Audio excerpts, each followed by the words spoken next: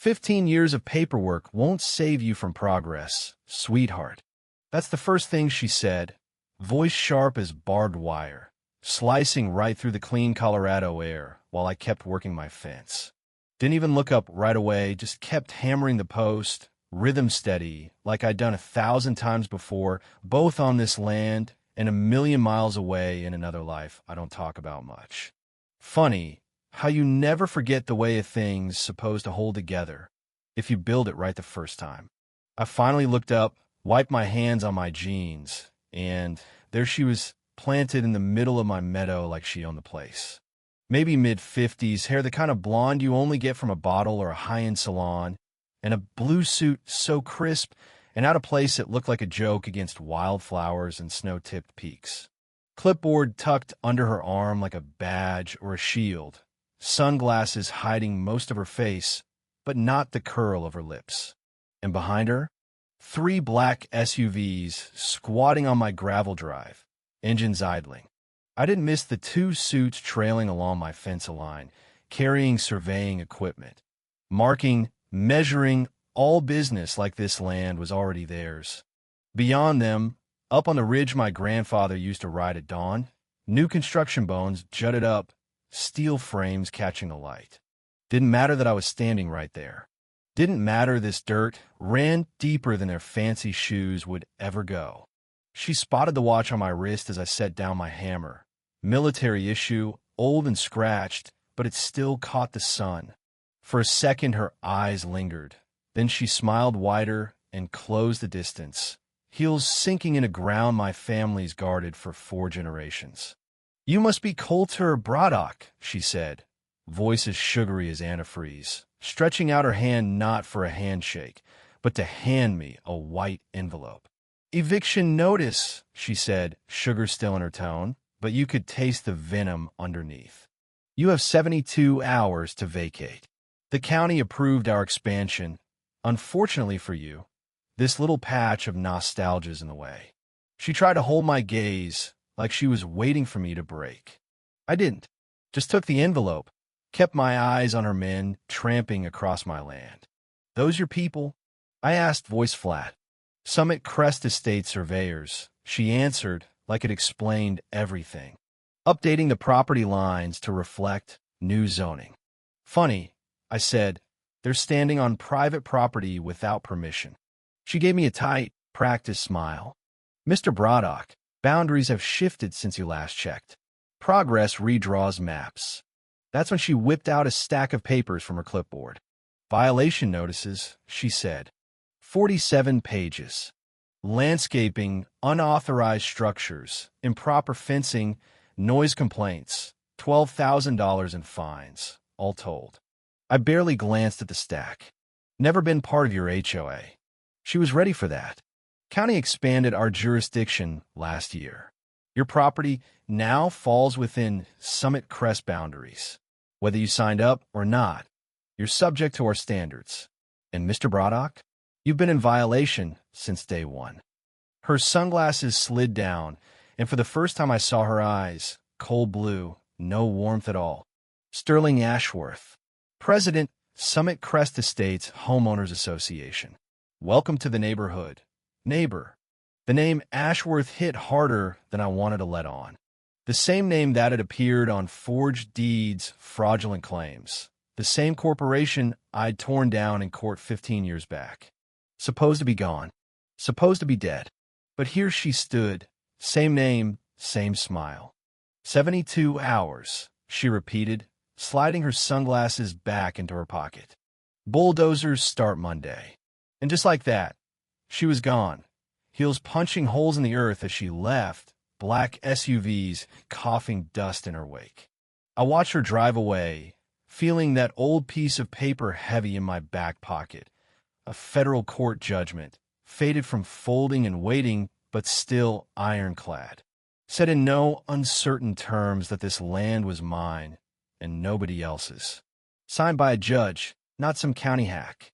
Sterling Ashworth thought she was handing me an ultimatum. She didn't realize she'd just lit the fuse. By sundown, I'd walked my fence line, counted a dozen new survey stakes, orange flags where my boundaries weren't supposed to be. Somebody had moved my posts, swiped 50 feet of land overnight. Security cameras? Wires cut, real clean. Not kids, not drunks. Professionals. I pulled out my phone, dialed a number I hadn't used in years. Dosette Harding picked up on the fourth ring, voice like gravel, same as when we worked cases in Wyoming. Coulter Braddock. Was wondering when you'd come out of retirement. I need your help, Dose said. Long silence. Is this about the Ashworths? Sterling Ashworth showed up here with an eviction and 47 pages of HOA violations. Says the county gave her my land. Another pause, heavier this time. Coulter, I can't help. Ashworths own half this county now. Commissioners, judges, you name it. Sterling's rebuilt everything her daddy lost. Smarter this time. Legal enough. Anyone tries to fight her ends up ruined. Or erased. He hung up. Just like that. Left me in my kitchen, sun bleeding out behind the mountains, knowing I was alone but not done. Grandpa used to say, land doesn't care who claims it, only who's willing to fight. I'd fought for this dirt once. I could do it again. First stop next morning, county records. Got there before the doors opened. Place smelled like old secrets. Asked the clerk for the original survey maps. 1987, Highland Ridge. Kid tapped his keyboard, started looking nervous. Sorry, sir. Those records are unavailable. Unavailable. They're being updated. Surveyor's office pulled the originals. Come back in a few weeks. Who authorized the review? I pushed. He checked, went pale. County Assessor's Office. Thornton Ashworth. Another Ashworth. Of course. I left, didn't go home. Instead drove 40 miles east, met Lana Crosswell in a roadside diner. She slid a manila envelope across the table. Can't be seen with you, she whispered. But what they're doing isn't just illegal. It's systematic. Inside? Handwritten note. Original survey didn't match the new one. My land was supposed to run 120 acres further east. Originals now locked up. They've been shifting boundaries for years, she said. Small changes. 5 acres here, 10 there. Nobody checks the originals. Now, they're unavailable, right when Summit Crest filed for expansion. She pulled out a photo, signature authorizing the changes. Warren Ashworth. He's been dead 12 years, I said. Exactly. Somebody's forging dead men's signatures on county records. She stood. Don't contact me again. Not safe. Gone before I could thank her. 2 days later, sheriff's cruiser pulled into my drive. Deputy Ashworth, Sterling's kin. You're under arrest for trespassing and interfering with lawful survey operations. Handcuffs. Mugshot. 1 phone call. Didn't waste it on a lawyer. Called Corwin Slade, my old partner from the General Land Office. Now FBI, White Collar Division, Denver. Coulter, he said, like he'd been expecting me. Summit Crest, been watching them. Can't move without evidence. I have what you need, I told him. He warned me. This wasn't just local politics. We're talking federal crimes. Bank fraud, wire fraud, conspiracy. The kind of case that makes people disappear. They've been erasing people for years, I said. Time they learned what it feels like. 18 hours later, judge let me out. Charges suspended, not dropped. Warning delivered. Drove straight to the library, access federal court archives. My old case, United States versus Ashworth Development, sealed, marked as settled. Except I had the original judgment in my pocket. Proof that truth can be erased from records, but not from memory. Made copies. Drove home with headlights off. Construction on the ridge had doubled. Sterling's world growing fast, but on stolen ground. Pulled out my own files, everything from 15 years ago, transcripts, shell company registrations, photos of forged deeds. Realized I needed more. Found Birch Mallister in a trailer park outside town. Used to be maintenance for Ashworth Development. Never charged. When he saw me, he let me in. You're the one who brought down Warren, he said. eyes haunted. Been waiting for someone to come back. Told me about Sterling, how she'd watched, learned, rebuilt smarter, quieter. Your land's the keystone, he said. She needs it to connect every parcel for her $200 million deal. Without it, whole thing collapses. He handed me a folder, records, transactions, payments to county officials. I kept copies. Too scared to use them. Maybe you're not. I asked him why now. He looked at a faded family photo. Because I watched them destroy good people. Lost my own family. Got nothing left to lose. Make them pay, Braddock. 3 days in my cabin, organizing. Still missing a link. Then the call, Thornton Ashworth, county assessor. He sounded like a man unraveling. Sterling made me alter the records. She said it was a technicality. But I can't keep doing this.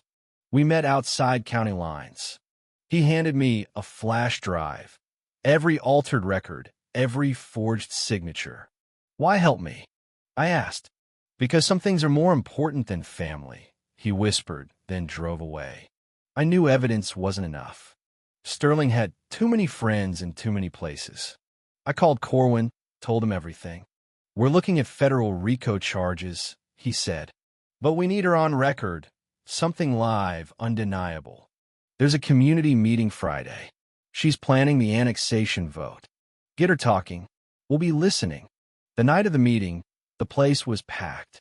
Sterling at the front, blue suit pressed, map behind her, my land in red, surrounded by a sea of blue. This property's an obstacle, she said. Owner refuses to cooperate. Tonight we vote to annex. I stood. Room fell silent. Miss Ashworth, I called. Are you sure you want to proceed, given the federal investigation? She faltered just a second. I don't know what you're talking about. I kept going, walked up, papers in hand. Here's your survey records, altered and signed by a dead man. Here's a death certificate for your father, filed while he was living in Panama, running wire transfers. Here's your cousin's flash drive, every forged document, every payoff, every name. She turned white, looked for the door, too late. Corwin Slade strode in, badge flashing. Sterling Ashworth, you're under arrest for wire fraud, conspiracy, fraudulent filings. You have the right to remain silent. She screamed, something about legacy, about her father's empire and how I'd ruined everything. But in the end, the cuffs clicked, and the last of the Ashworths left my land in chains. 6 months later, she stood in front of Judge Winslow. Same judge, same courthouse, but this time, no deals. Guilty on 14 counts. Her father, extradited from Panama, faced his own reckoning. Summit Crest Estates dissolved. The HOA restructured under honest hands. Lana Croswell, the surveyor who risked everything, now ran things right. Birch moved into my old cabin, helped with horses, tended the garden, started healing. The families who lost everything got their land back. For the first time in decades, the valley felt free. And me? I stood on my porch, watching the sun sink behind mountains my great-grandfather had once claimed with nothing but grit and a stubborn heart. Wildflowers crept back up the ridge, covering scars the Ashworths left behind. Truth is, empires built on lies will always collapse. Doesn't matter how tall you stack the paper, or how many judges you buy, or how long you bury the past. Truth waits. It always finds a way back. Some folks spend a lifetime chasing more land, more power, more respect, but they forget you can't steal what isn't yours. Sooner or later, you run into someone who remembers, who keeps the receipts, who's willing to fight for home, even when the world says it's not worth the trouble. If you're wondering what justice feels like, it isn't a courtroom verdict or a front-page story.